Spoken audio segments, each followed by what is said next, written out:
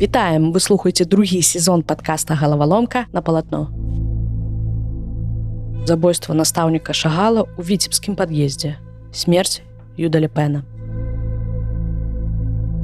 Халодная зімовая раніца ў Віцебску. Дзверы ў кватэру вядомага мастака Юдаля Пэна адчыненыя. Для Машы Самсонавай, якая павінна была гатаваць сняданак знакамітаму Пэну, гэта было дзіўным. Яна ведала, што мастак заўсёды зачыняў дзверы на ноч. Спужаная дзяўчына зайшла ў кватэру, а перад гэтым падняла ключы. Яны проста ляжалі ля дзвярэй. На падлозе кватэры ляжаў абкрываўлены, ужо мёртвы Юдаль Пэн. Юдаль Пэн нарадзіўся ў яўрэйскай сям'і ў 1854 годзе ў Ковенскай губерніі. Больш чым праз 50 гадоў, як гэтая зямля перастала быць часткай Рэчы Паспалітай і стала расійскай імперіяй. І амаль за 10 гадоў да паўстання Кастуся Каліноўскага. Сям'я Пэна не была багатай, але была вельмі рэлігійнай. Бацька быў рамеснікам і памёр, калі маленькаму Юдалю было ўсяго 4 гады. Юдаль адвучыўся ў школе пры сінагозе, і ў гэты час памерла і яго маці. Пасля школы Юдаль, які ўжо тады надта любіў маляваць, нават нягледзячы на рэлігійныя забароны, пераязджае ў Дзвінск. Цяпер гэта Даўгупілс, Латвія. Ён уладкаваўся маляром, а па-за сваёй малярскай працай працягнуў удасканаліваць мастацкае майстэрства. У Дзвінску Юдаль канчаткова зразумеў, што звяжа сваю будучыню з мастацтвам. Аднак для яўрэя, які амаль не размаўляў па-руску, паступіць у вышэйшую навучальную установу ў часы расійскай імперыі было не тое, што складана, а амаль нерэальна. У 1879 годзе ён прыехаў у Санкт-Петербург, у імператарскую акадэмію мастацтваў. Яго работы высока ацаніла камісія, але паступіць ён такі не змог. Усё з-за таго, што не ведаў рускую мову. Праз час ён усё ж такі паступіць у акадэмію і правучыцца там да 1886 года. Пасля Петербурга Пэн вярнуўся ў Дзвінск, праз некаторы час перабраўся ў Віцебск. Там у 1892 годзе адкрылася яго прыватная школа малявання і жывапісу. Школа Пэна была першым у расійскай імперыі яўрэйскім мастацкім вучылішчам. Школа працавала да 1918 года. У часы працы ў Віцебску Юдаль Пэн навучаў многіх мастакоў, у тым ліку і Марка Шагала. Праз гады Шагал успамінаў: «У першы раз я даведаўся пра існаванне Пэна, калі ехаў калісьці на трамвае ўніз да Саборнай плошчы, і мне кінуўся ў вочы белы на сінім фоне надпіс «Школа жывапісу Пэна». Ого, падумаў я, які культурны горад наш Віцебск. У Віцебску Юдаль Пэн жыў у цэнтры горада, на скрыжаванні вуліц Гогалеўскай і Замкавай. На жаль, да нашага часу дом, у якім жыў Пэн, не захаваўся. Будынак быў каменным, часта ў пад'ездзе ночылі жабракі, а на гарышчы збіраліся беспрытульнікі. Кватэра Пэна была двухпакаёвай. У вялікім памяшканні ён працаваў. Сцены былі завешаны яго карцінамі. Там жа ён займаўся са сваімі вучнямі. У маленькім памяшканні ён уласна і жыў. У быту мастак быў скромным і аскетычным. У кватэры было мала мэблі, а падлогу рэдка мылі. Кастрычніцкі пераварот паўплываў на далейшае жыццё Пэна. Прыватную школу прыйшлося закрыць, але яго былыя вучні дапамаглі ўладкавацца на новую працу ў мастацкае вучылішча ў Віцебску.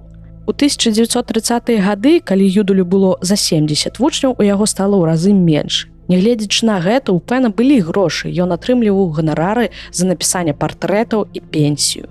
За некалькі гадоў да смерці Юдаль напісаў карціну «Аўтапартрэт з музай і смерцю». На ёй мастак сядзеў паміж жыццём і смерцю і нібыта не вырашаўся прыняць чыйсьці бок. 1 сакавіка 1937 года, калі ў Савецкім Саюзе быў разгорнуты вялікі тэрор, Юдаля Пэна знайшлі абкрываўленым ва ўласнай кватэры. На яго твары былі парэзы на шчацэ і скуле, рана, якая стала прычынай смерцю на шыі. Побач з целам Пэна ляжаў кухонны нож, але на сённяшні дзень эксперты ўпэўненыя, што гэта не ім забілі мастака. Верагодна, у якасці прылады забойства выкарыстоўвалі вострую заточку.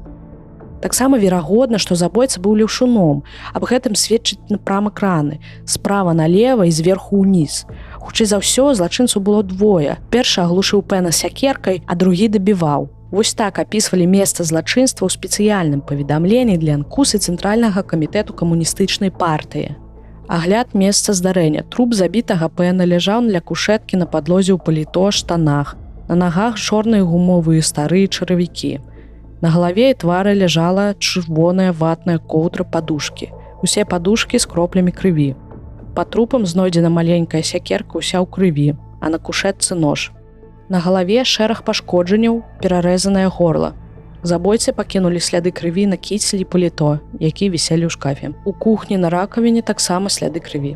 Пра смерць Юдаля Пэна напісалі ў «Праўдзе». Гісторыя стала гучнай ва ўсёй краіне. Кампартыя вырашыла, што расследаванне трэба правесці за маленькі тэрмін і максімальна паспяхова. Справу даручылі пракуратуры і чэкістам, якія павінны былі знайсці забойцаў за 5 дзён. Галоўнымі падазраванымі сталі сваякі Пэна, Файнштейны. Нібыта яны хацелі завалодаць спадчынай заможнага сваяка. Цяпер, як і амаль 90 гадоў таму, у вінаватасць Файнштейну ніхто не паверыў. Тады падлеткаў племяннікаў Пэна асудзілі на тэрміны ад 2 до 10 гадоў турмы. Эксперты лічаць, што Файнштейны сталі заложнікамі палітычнага становішча. Падчас следства яны прызналі сябе вінаватымі, але на судзе казалі, што зрабілі гэта пад прымусам. Ёсць іншая версія. Пэна забілі бандыты, якія атрымалі наводку на яго кватэру. Па-другой, мастака забілі з-за таго, што ён намаляваў голую жонку аднаго з камісараў. Па яшчэ адной версіі, якую падтрымлівалі вучні Юдаля, з забойствам былі звязаны супрацоўнікі НКУС. Сваячка Пэна, Ганна Герштейн, расказвала, што яе сям'я гасціла ў мастака за год да яго забойства. У тыя часы Юдаль казаў, што хоча перадаць усе свае працы за мяжу і, магчыма, з'ехаць таксама. Таму гэта і магло стаць прычынай забойства. Дагэтуль невядома дакладна, хто быў забойцам мастака і настаўніка іншых вядомых беларускіх творцаў. Для нашай гісторыі Юдаль Пэн адзін з вялікіх мастакоў. Ён ашаламляльны партрэтыст, які фіксаваў рэчаіснасць, жыццё і быт яўрэяў Віцебска на рубяжы стагоддзяў. Большасць карцін Юдаля была страчаная падчас эвакуацыі ў гады Другой сусветнай вайны.